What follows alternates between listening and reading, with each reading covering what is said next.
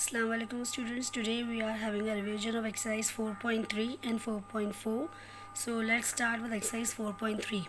See, arithmetic mean अगर आपको मालूम करना है, देखिए हमें तीन चीज़ें मालूम करनी है यहाँ पे एक्सरसाइज में, arithmetic mean, median and mod. Arithmetic mean के हमारे पास तीन फार्मूलाज हैं।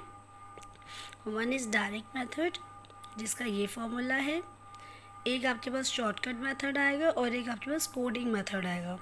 ठीक है। अच्छा, सबसे इम्पोर्टेंट बात है कि अर्थमेटिक मीन के अंदर, मीडियन के अंदर और मॉड के अंदर पहले एक चीज़ होती है आपके पास ग्रुप डाटा और एक चीज़ होती है आपके पास अनग्रुप डाटा। जब आप बात करते हैं अनग्रुप डाटा की तो वो रॉ डाटा होता है। रॉ डाटा यानी कि इस तरह से कि कुछ भी ऑब्जर्वेशंस लेके आपको दे दी जाए, जबकि ग्रुप डाटा कहता है कि प्रॉपर उसमें ऑब्जर्वेशंस भी हो, प्रॉपर उस पर नंबर ऑफ़ फ्रीक्वेंसीज भी हो, तो वहाँ पे आप जो है फिर ग्रुप डाटा की बात करते हैं लाइक दिस। ठीक है। तो ये अनग्रुप और ग्रुप में फ़र्क है। तो जब भी आप अर्थमेटिक मीन पढ़ेंगे, यहाँ पे अनग्रुप का अलग फॉर्मूला है, ग्रुप का अलग है। मीडियन पढ़ेंगे सेम, मॉड पढ़ेगी सेम, तीनों में मतलब ग्रुप का अलग है, अनग्रुप का अलग है।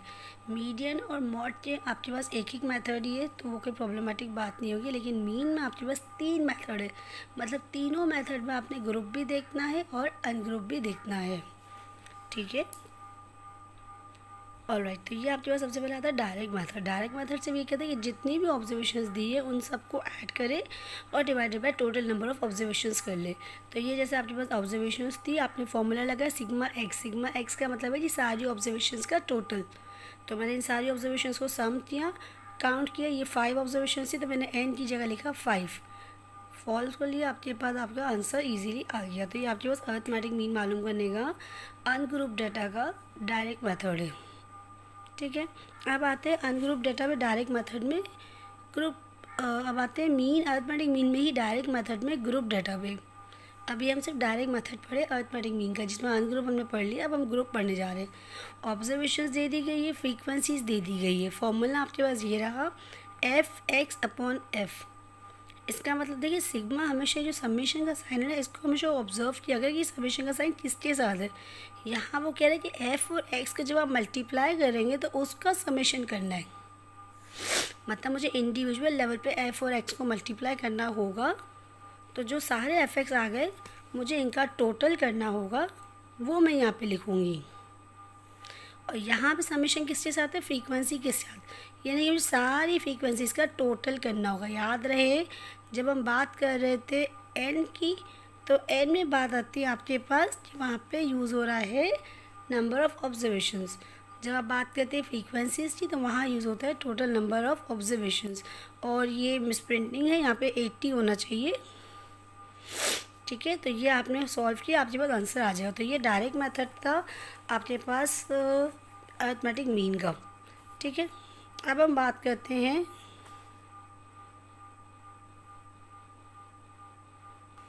ठीक है। तो यहाँ पे जो ग्रुप डाटा हमने पढ़ा था, ये सिंपल एक्स था, सिंपल एफ था, कोई प्रॉब्लम नहीं हुआ। लेकिन इसी में ग्रुप डाटा में आपके पास इस तरह के सवाल भी आएंगे जहाँ पे आपके पास एक्स की जगह एक नंबर नहीं होगा, जबकि ग्रुप्स बने हुए होंगे। तो यहाँ पे क्वेश्चन वही, जो आपने एक्स निकालना है, एक्स की वैल्यू फाइंड आउट करनी है, एफ से मल्टीप्लाई होगा, चीज़ वही, फॉर्मूला वही लगेगा, sigma F x upon sigma F. लेकिन क्योंकि ये आपके पास इंटरवल्स में दिया हुआ है, तो अब आपने पहले एक्स की वैल्यू फाइंड आउट करनी होगी। पिछले वाले सवाल भी ग्रुप डाटा पे ही था, लेकिन उसमें एक्स गिवन था। ये भी ग्रुप डाटा है, लेकिन इसमें एक्स गिवन नहीं है, तो आपको एक्स मालूम करना होगा। एक्स मालूम करने का तरीका ये होता है कि जो इंटरवल्स दिए इसका मिडल टर्म ढूंढे। जैसे कि 30 to 35 है, तो 30 से 35 के दरमियान जो मिडल नंबर है वो कैसे पता चलेगा, गिने आप ज़रा। एक फॉर्मूला भी इसका होता है, लेकिन अदरवाइज़ आप डायरेक्ट गिनना चाहते हो डायरेक्ट भी चेक कर सकते हैं। जैसे कि आपके पास आपने ये देखिए, जैसे कि आपने यहाँ पे सॉल्व किया, फर्स्ट इंटरवल था 30 और 35 का, तो आपने क्या किया, 30 और 35 को ऐड किया, डिवाइडेड बाय 2 किया, तो आपके पास आंसर आ गया 32.5। देखिए यही आपका एक्स है। सॉरी थोड़ा सा लाइट प्रिंट हुआ है, लेकिन देखिए नज़र आ रहा है 32.5। इसी तरह बाकी सबका भी निकाल लेंगे तो बाकी सबके मिड पॉइंट्स भी आ जाएंगे इजीली। फ्रीक्वेंसी इस गिवन थी, वही तरीका एफ और एक्स को मल्टीप्लाई किया, सिग्मा एफ एक्स करना था, मतलब एफ एक्स का टोटल, और डिवाइडेड बाय सिग्मा एफ। ठीक है। तो ये अर्थमेटिक मीन के ग्रुप और अंडर ग्रुप दोनों डाटा पे बात हमने कर ली। अब हम करने जा रहे हैं शॉर्टकट मेथड। ये भी हमारे पास अर्थमेटिक मीन का ही तरीका है, लेकिन शॉर्टकट मेथड। इसमें आपने क्या किया, आपके पास ये फॉर्मूला है अनग्रुप के लिए और ये फॉर्मूला है ग्रुप डेटा के लिए। यहाँ पे ए का मतलब होता है अज्यूम्ड मीन। अज्यूम्ड मीन हमेशा हम एक्स में से अज्यूम करते हैं, चाहे ग्रुप डेटा हो या अनग्रुप डेटा हो। दूसरी जाती है सिग्मा समीशन डी। डी कैसे निकलता है, अगेन उसका एक फॉर्मूला है, और जब आप ग्रुप डेटा पे आ जाएगा तो समीशन एफ डी हो जाता है। तो पहले अनग्रुप डेटा पे हम बात करते हैं। ये हमारे पास कुछ हमें एग्जांपल नज़र आ रही है एक, जिसमें ये आपको वैल्यूज़ दी गई। अगेन देखिए रॉ डेटा, तो पता चले अनग्रुप डेटा ही है।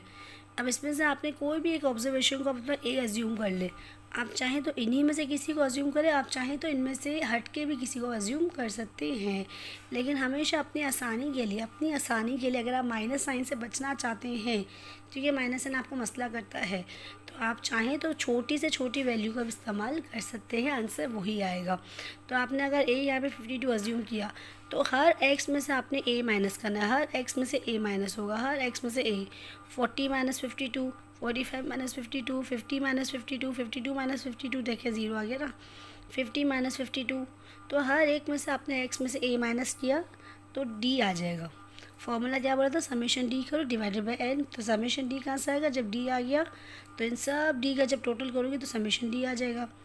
आपने यहाँ पे फॉर्मूला लगाया ए, ठीक है, आपके पास ये समेशन आपके पास इजीली आ गया। अब समेशन के बाद आपने फॉर्मूला लगाया ए की वैल्यू थी 52,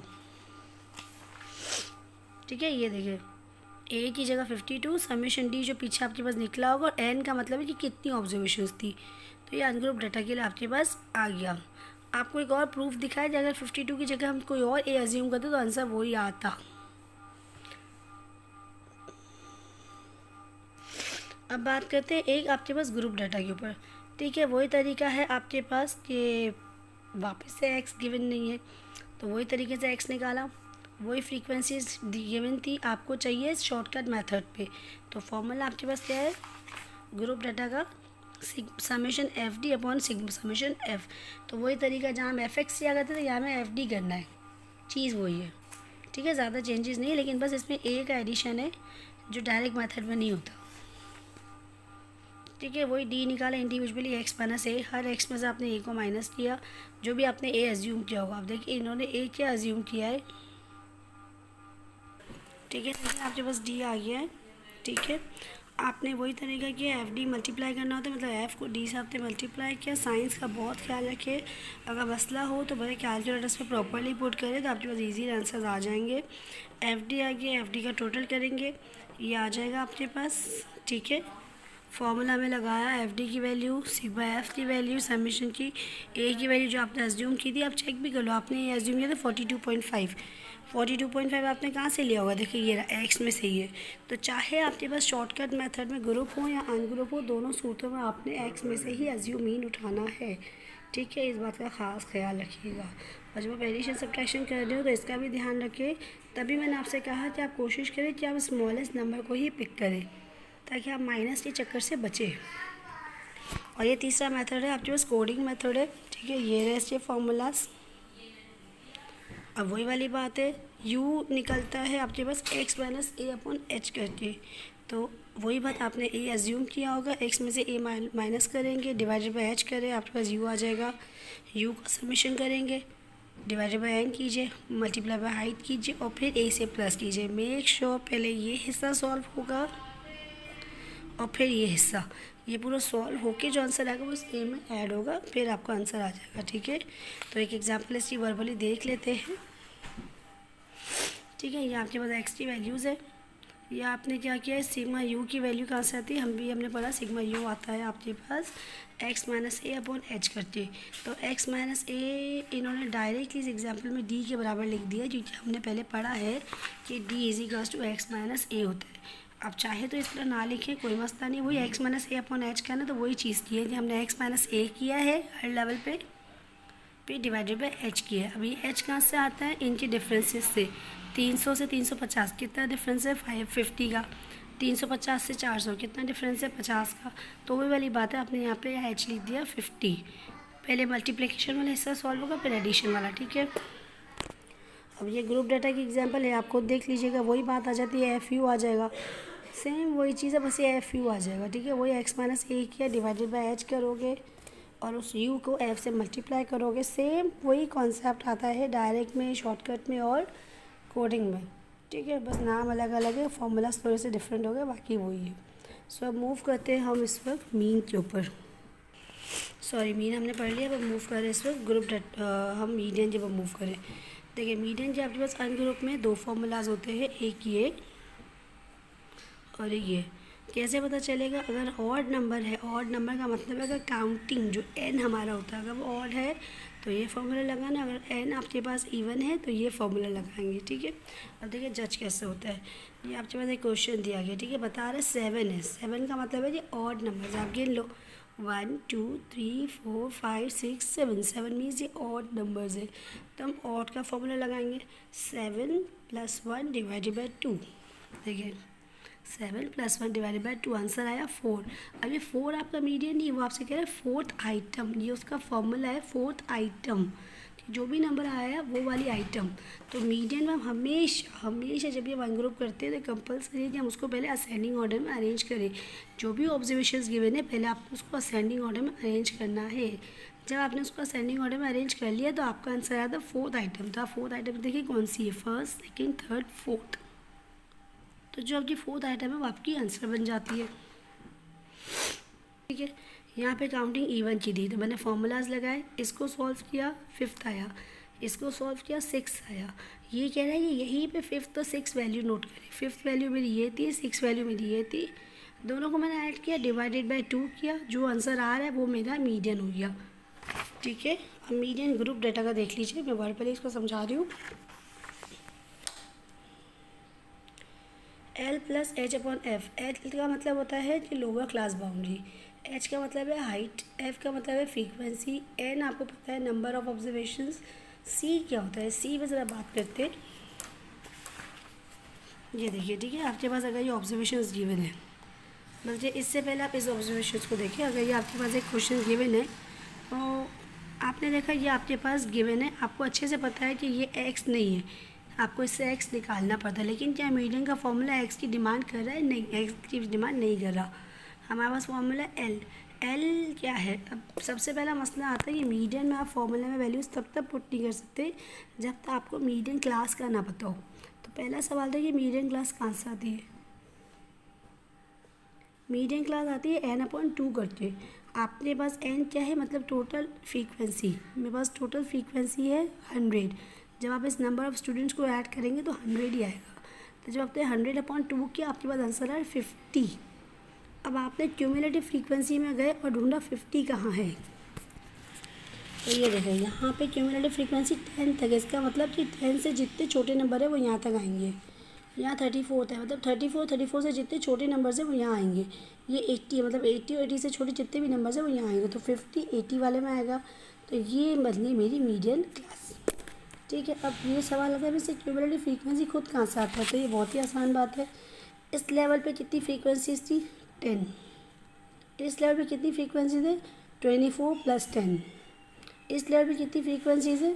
46 + 24 + 10। इस लेवल पे कितनी फ्रीक्वेंसीज है? 12 + 46 + 24 + 10।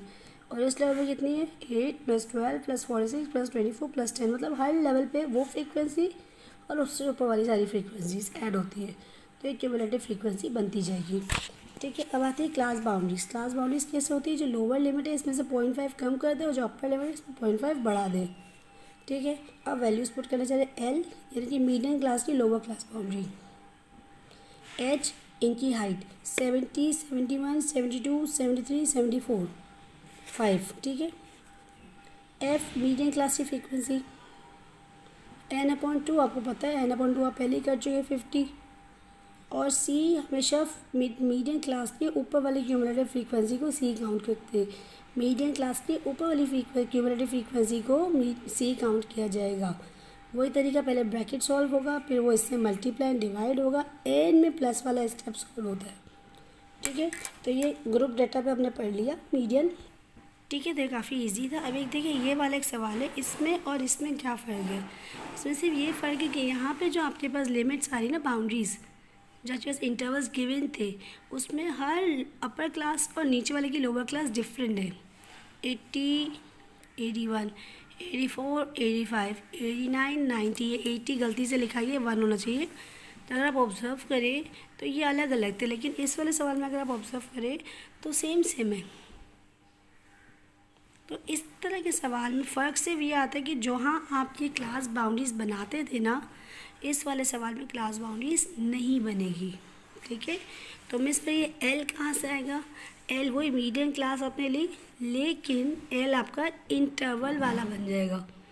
यहाँ पे मीडियम क्लास में क्लास बाउंड्री लेगी लोअर वाली, यहाँ पे मीडियम क्लास में क्लास इंटरवल लेंगे लोअर वाला।